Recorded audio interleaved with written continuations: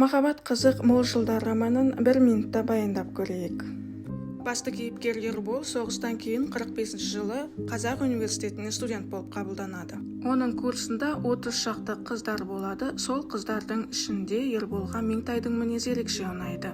Меңтай да Ерболды ағайды ерекше сыйлап, үнемі көмектесіп жүреді. Екеуінің арасында сезім пайда болады. Алайда Ербол Меңтайға сезімін білдіруге жүрексінеді. Оған арнап бірнеше өлеңде жазады. Арада біраз уақыт өтеді. 1947 жылы пойызда кетіп бара жатқанда ол Тұмажанды кездестіреді. Тұмажан Меңтайдың ағасы Жүніспен бірге майданда бірге соғысқан. Тұмажанның Меңтайды қалай қорлап зорлаған, мақтанышпен айтып отырған естіген Ербол шыдамай оны ұрып жібереді. Ал Меңтайды ауылына барып тауып алады да екеуі үйленеді. Меңтай бала көтереді. Бірақ толғақ кезінде 3 күн ауруханада жатқан соң бала да Меңтайда